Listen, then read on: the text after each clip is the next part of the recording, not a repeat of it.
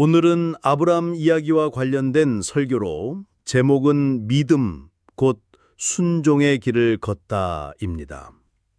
부주제는 모리아산의 교훈입니다.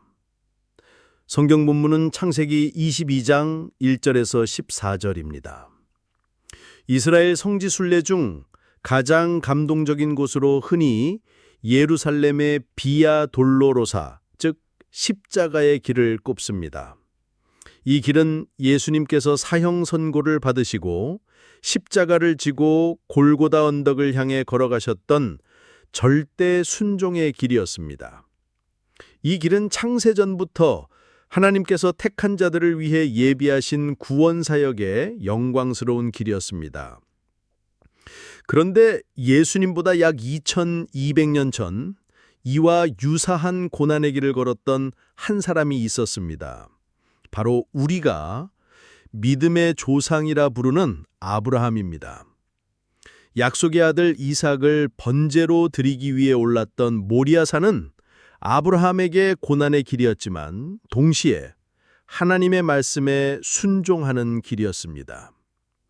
오늘 우리는 아브라함의 모리아산 여정을 통해 진정한 순종의 의미와 그 순종이 우리 삶에 가져다주는 하나님의 놀라운 섭리를 함께 묵상하고자 합니다. 아브라함은 75세에 하나님의 부르심을 받고 100세에 약속의 아들 이삭을 얻기까지 수많은 믿음의 훈련 과정을 거쳤습니다. 이삭이 청년으로 자랐을 때 하나님께서는 아브라함을 찾아와 내 아들, 내가 사랑하는 외아들 이삭을 데리고 모리아 땅으로 가거라. 그리고 내가 너에게 일러주는 산에서 그를 번제물로 바쳐라. 라는 청천벽력과 같은 명령을 내리셨습니다. 성경은 이 명령이 아브라함을 시험하기 위함이라고 명확히 밝힙니다. 그러나 아브라함은 이것이 시험인지 알지 못하는 실제 상황이었습니다. 이때 아브라함은 예, 여기 있습니다. 라고 답하며 하나님 앞에 서 있는 코람데오의 모습을 보여줍니다. 이는 창조주 앞에 선 연약한 피조물의 겸손한 자세입니다. 유명한 신학자 토저는 이 밤 아브라함이 하나님의 명령으로 인해 고통에 몸부림치는 모습을 상상할 수 있다고 말했습니다. 독생자를 십자가의 길로 보내야 하는 아버지 하나님의 심정, 겟세마네 동산에서 씨름하시는 예수님의 모습이 아브라함의 고뇌 속에 투영됩니다. 이처럼 아브라함은 인간의 이성으로는 이해하기 힘든, 심지어 생명의 존엄성과 하나님의 언약에 모순되어 보이는 명령 앞에서 깊은 고뇌에 빠졌을 것입니다. 그러나 그는 이 모순을 믿음이라는 차원에서 해결하려 했습니다. 하나님의 명령을 받은 아브라함은 밤새 잠 못 이루었을 것이지만 다음 날 아침 일찍 이삭과 두 종을 데리고 모리아산으로 향했습니다. 부엘세바에서 모리아산까지는 약 80km, 도보로 3일 거리였습니다. 아브라함은 착잡한 심정으로 침묵하며 그 길을 걸었을 것입니다. 이 침묵의 여정은 우리에게도 시련과 위기의 순간에 필요한 영적 분별의 시간을 상기시킵니다. 하나님의 명령은 인간의 이성으로는 도저히 이해할 수 없는 것이었습니다. 그럼에도 불구하고 아브라함이 순종할 수 있었던 이유는 무엇일까요? 히브리서 11장 1절에서 말씀하시듯이 믿음은 바라는 것들의 실상이요 보이지 않는 것들의 증거이기 때문입니다. 아브라함은 지난 수십 년간의 믿음의 여정을 통해 신실하신 하나님을 경험했고 이 경험을 통해 하나님과 친밀한 관계가 형성되었습니다. 특별히 사라가 90살에 이삭을 낳은 기적적인 사건은 아브라함의 모든 생각과 관념을 바꾸어 놓을 만큼 전능하신 하나님을 경험하게 했습니다. 하나님께 대한 신뢰감이 사랑으로 발전하고 그 사랑이 순종으로 이어지는 것이 바로 참된 믿음의 모습입니다. 3일 동안의 침묵 속에 모리아산에 다다른 아브라함은 종들에게 산 기슭에서 기다리라고 말하며 우리가 돌아오리라는 의미심장한 말을 남깁니다. 히브리서 11장 19절은 아브라함이 전능하신 하나님께서 이삭을 죽은 자 가운데서도 다시 살리실 줄로 생각했다고 설명합니다. 이는 이성과 믿음이 충돌하는 상황에서 우리가 하나님의 신실한 손길을 기억하며 믿음을 붙들어야 함을 보여줍니다. 아브라함은 번제했을 장작을 이삭의 어깨에 지우고 자신은 불과 칼을 들고 함께 산을 오릅니다. 이 장면은 약 4,000년 전 모리아산의 이삭과 약 2,000년 전 골고다 언덕을 십자가를 지고 오르시는 예수님의 모습이 오버랩됩니다. 장작을 지고 가는 이삭의 모습에서 세례 요한이 말한 세상 죄를 지고 가는 하나님의 어린 양이신 예수님의 그림자가 보입니다.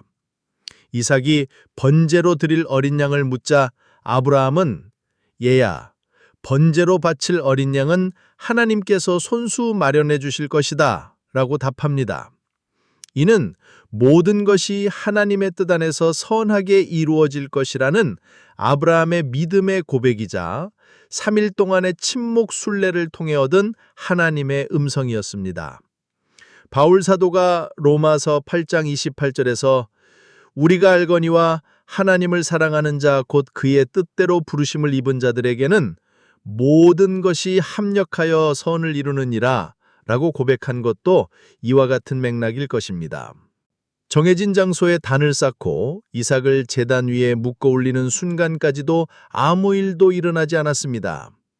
이삭은 자신이 희생제물인 줄 알았지만 저항하지 않고 아버지께 자신을 온전히 맡겼습니다.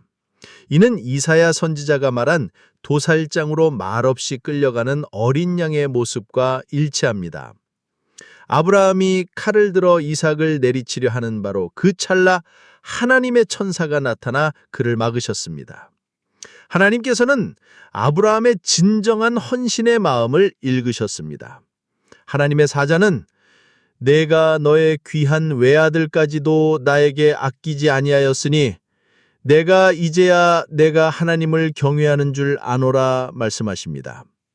여기서 안다는 히브리어 야다 동사로 단순히 지식적으로 아는 것을 넘어선 전인격적으로 얻게 되는 지식을 의미합니다. 이는 아브라함이 온전히 하나님을 신뢰함으로써 드러난 하나님을 향한 사랑의 열심을 표현하는 것입니다. 사도 바울이 갈라디아서 5장 6절에서 그리스도 예수 안에서는 할례나 무할례가 효력이 없되 사랑으로서 역사하는 믿음뿐이니라 라고 말한 것도 바로 이러한 믿음을 말합니다. 하나님을 진정으로 사랑하는 마음에서 믿음과 신뢰에 경외하는 마음이 나오고 하나님의 말씀에 온전히 순종하고자 하는 마음이 나오는 것입니다. 영생은 곧 유일하신 참 하나님과 그가 보내신 예수 그리스도를 아는 것입니다. 요한복음 17장 3절입니다.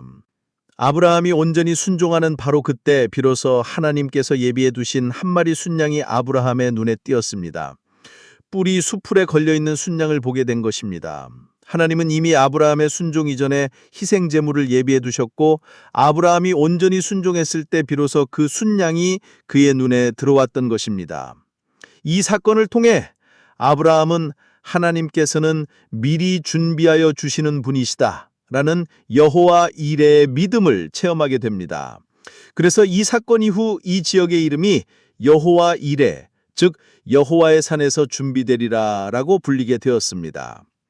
여호와 이레는 창세전에 이미 예수 그리스도께서 우리의 구원을 위해 준비되셨음을 의미하며 아브라함의 모리아산 사건은 예수님의 십자가 사건을 미리 보여주는 놀라운 리허설이었던 것입니다.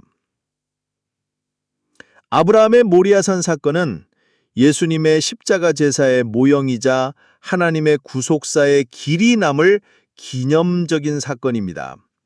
이 사건은 이후 솔로몬 성전에서의 희생 제사를 통해 하나님께서 백성들을 어떻게 구원하실지 보여주는 계시의 모형이 되었고 그 실체는 골고다 언덕에서 예수 그리스도의 십자가 제사로 드러났습니다. 하나님께서는 예수님이 오시기 2200년 전에 아브라함을 통해 모리아산에서 이 놀라운 리허설을 행하셨으며 사랑하는 아들을 험한 십자가의 길로 보내는 아버지의 심정을 미리 경험하게 하셨습니다. 아브라함의 고된 믿음의 훈련을 통해 얻은 교훈은 바로 구원 사역은 하나님의 신실하심에 의해 완성된다는 것입니다. 아브라함은 자신의 믿음이 자신에게서 나온 것이 아니라 하나님의 신실하심과 열심으로 말미암았다고 고백합니다. 우리는 연약하여 넘어지기도 하지만 하나님은 우리의 고난과 성령님의 역사하심을 통해 우리를 믿음의 최고봉을 향한 순종의 길로 이끄십니다. 우리의 열심이 아닌 하나님의 열심이 우리를 인도합니다.